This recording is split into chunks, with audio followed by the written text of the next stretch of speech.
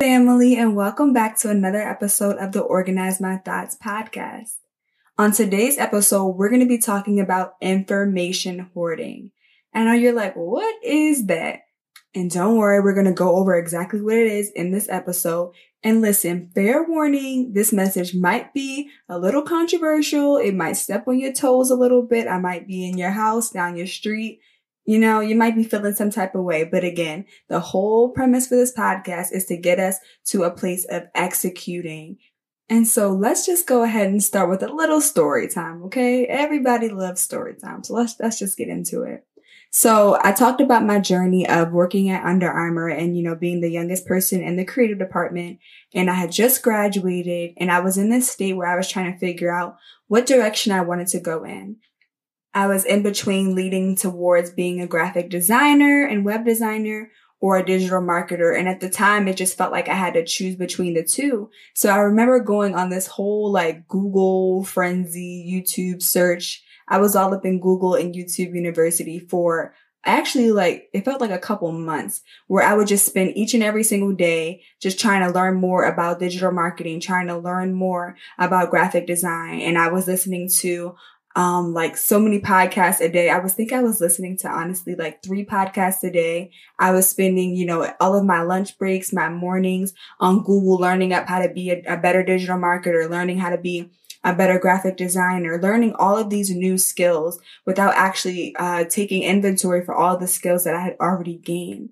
Again, my background is in web design, graphic design, and I had a bachelor's in digital marketing. So I had all of these tools that were already inside of me. But for some reason, I just felt like in order to make a decision between which direction I wanted to go, I just had to learn more. And y'all, I was obsessed. I started buying so many books on both topics. I would literally just isolate myself during my lunch breaks and just study to the point where it became really unhealthy.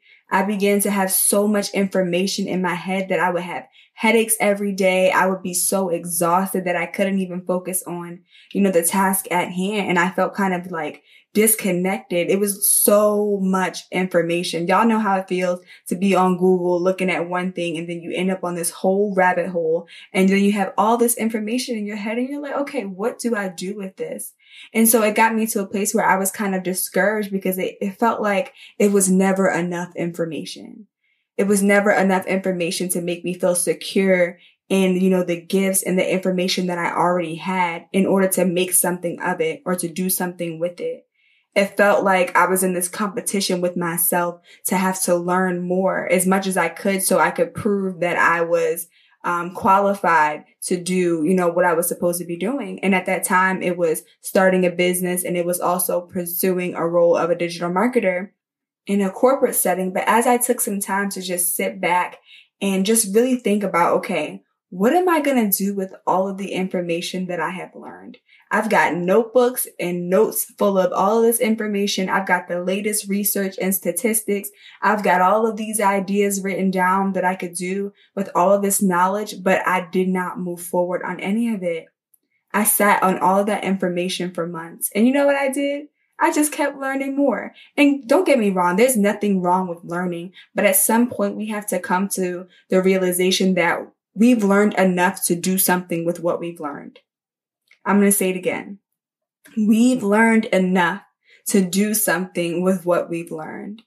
All of this information that we've been collecting, all of this information that we have stored up does us no good if it doesn't leave our minds. Remember, we talked about how the richest place in the world is the graveyard. People are dying with all of this information, all of these notebooks and journals full of research and ideas, and they aren't doing anything with it. So they're basically information hoarders. And so just to get into the definition of what it actually means to hoard means to reserve in the mind for future use. Again, it means to reserve in the mind for future use. Another definition is to amass money or valued objects and hide or store away. Now, I just want to spend some time just breaking down the first definition, which says to reserve in the mind for future use.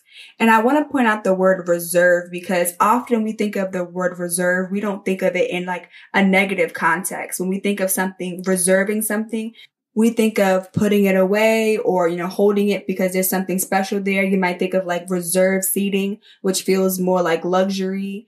So it doesn't always have a negative connotation to be hoarding or reserving something, because we really believe that what we are, withholding is of value. But the real issue lies in not revisiting it for future use. We're hoarding and collecting all of this data, all of this information, but we're never actually going back to pull out and apply all this stuff that we've learned and turn it into something.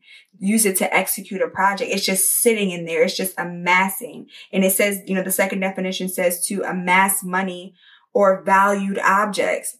All of the information that we've collected, all the information that I collected during that time of, trying to figure out if I wanted to be a digital marketer or a graphic designer, all that information was valuable. It was going to be things that could help me solve people's problems in business or even in a corporate setting. But as long as it was in my mind, it was doing no one any good, and it was keeping me broke. Because I've got $1 million ideas, $1 million research and information in my head, but ain't no money in my bank account. Okay? That's a problem. Now, I wanted to go back to a portion in my story where I talked about how I was doing all of this research because I didn't feel qualified for either direction that I wanted to go in. Even though on paper I had all of the skills that would be needed to accomplish it, it was somewhere inside of me where I was disqualifying myself. And so that brings me to my first point about information hoarding, is that information hoarding is rooted in imposter syndrome.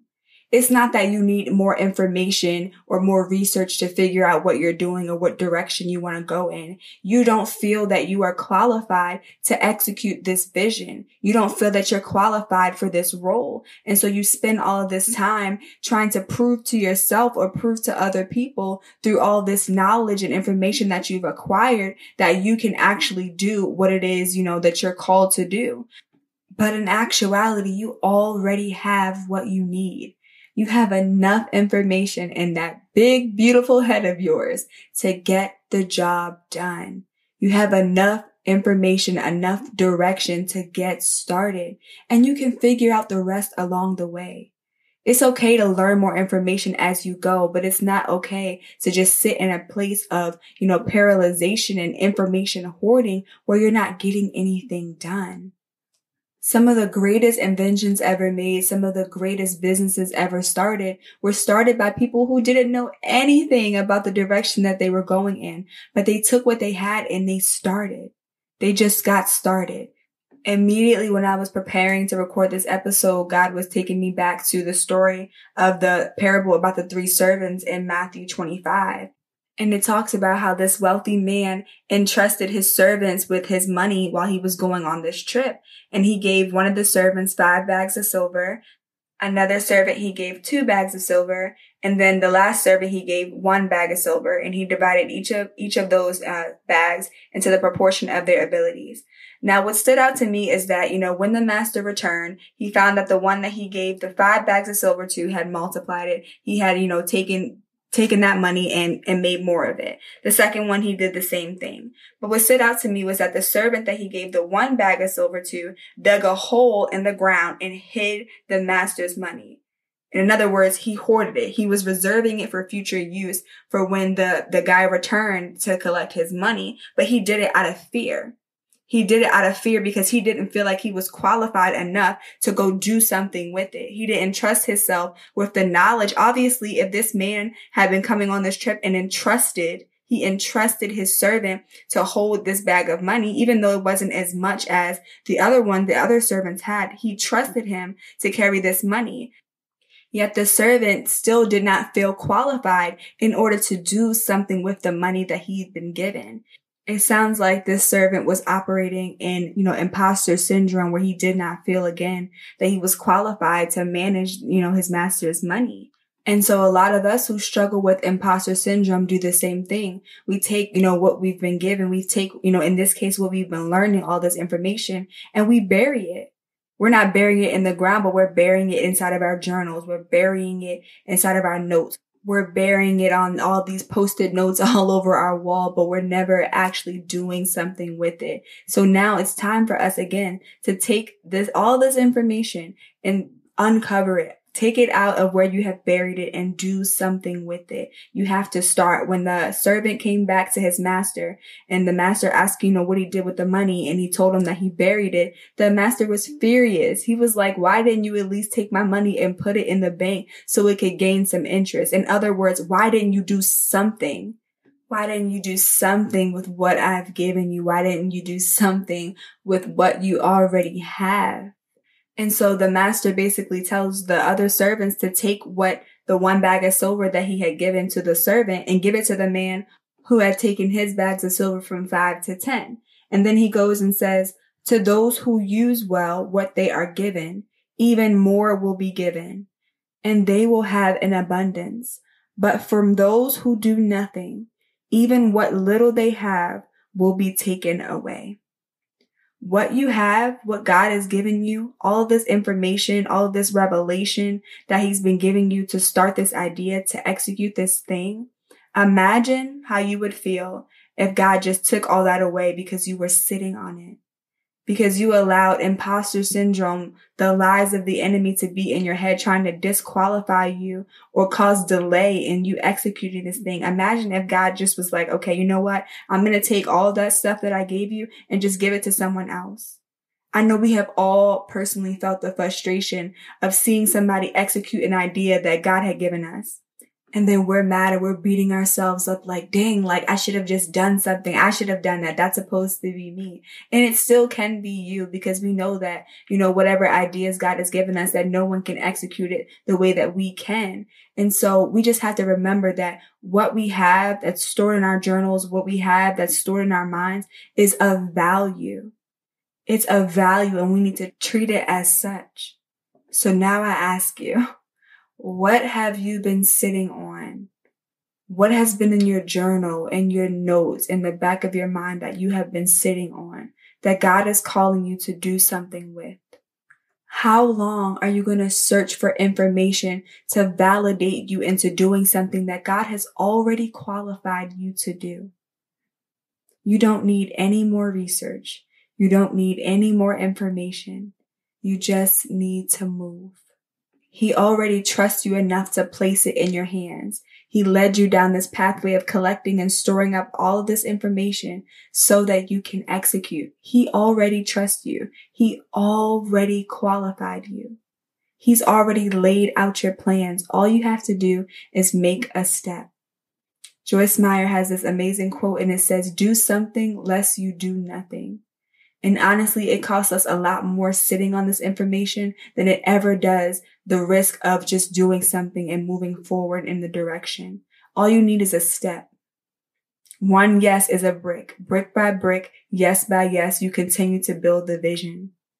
So if you've been guilty of making excuses as to why you can't start, hiding behind research and information, buying new journals to collect data and information to add on to the ones that you already have.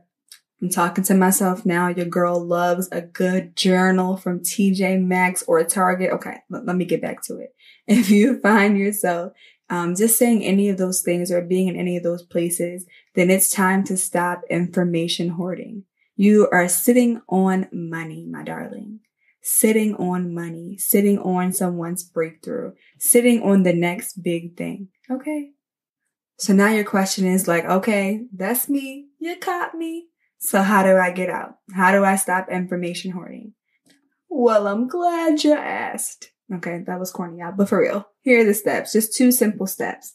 Step 1 is to take inventory of what's been in your head. Go through your journals. Open your journals and see what is the one consistent thing that you've been collecting research on. The second step is to start with one of those projects and just go forward with it. Get laser focused on that one task, on that one idea, and take it all the way to completion. Don't work on anything else until you finish this task. That's it. 2 simple steps.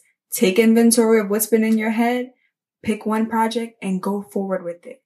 I know y'all was looking for something complicated because we like to overcomplicate tasks. And that's actually a form of procrastination, is overcomplicating tasks due to fear. But we're not doing that anymore. Say it with me. I don't care who's around you. Say it with me. Everything that I have in my hands is all that I need. Everything that I have in my hands is all that I need. Say it as many times as you need to. Say it in the morning. Say it in the midnight hour. Just say it over and over and over again until it gets in your head, till it gets in your heart. You are enough. You have enough. And you can do it.